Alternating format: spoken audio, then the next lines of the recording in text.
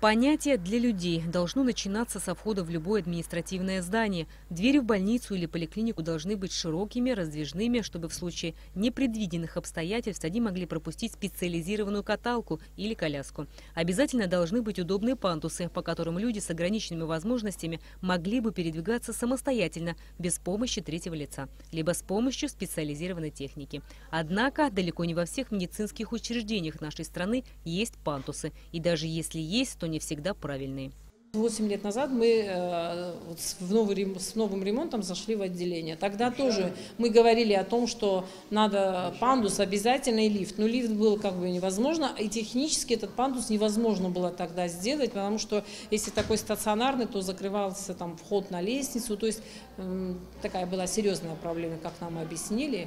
И нам приходилось каждый раз вызывать родственников. Родственники, большинство из них в районах живут. Это должны мужчины приехать, чтобы помочь нам переложить больного, а потом спустить по лестнице. Это надо поднять каталки, спустить и там поднять, потом опустить, вот так повезти на УЗИ, на МРТ или перевод в другую больницу. Скорая, когда приезжает, то же самое. Это просто у нас мужчин нет санитаров, это все делали медсестры. Это очень большая была проблема. В конце прошлого года Ассоциация инвалидсодействия и общественная коалиция за равные возможности в партнерстве с региональной общественной организацией инвалидов «Перспектива» из Москвы организовали двухдневный семинар на тему «Доступная среда и универсальный дизайн». К участию в семинаре были приглашены представители государственных и бизнес-структур, общественных организаций, а также глава столичной администрации. Как отметил Отгур Харази, подобного рода тренинги помогают изучить общую городскую среду, удобно и доступно ли для всех людей с инвалидностью и без. Тогда глава Сухума заверил, что силами городской администрации будет разработана программа,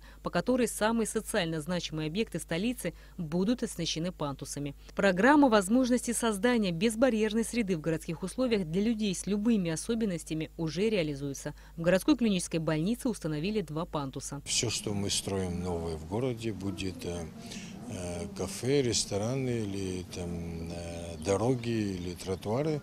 Мы учитываем их рекомендации, и они постоянно следят за этим. И с учетом их рекомендаций мы все это делаем. И я думаю, что есть определенные плоды. Конечно, надо больше внимания уделять тем постройкам, которые уже есть. В жилых домах советских времен там нет никаких удобств для таких инвалидов. Их надо вновь создавать. Это, конечно, упирается в большие денежные вливания. Но что делать? Мы обязаны постепенно приводить эти дома в соответствии с нормами, которые требуются для инвалидов.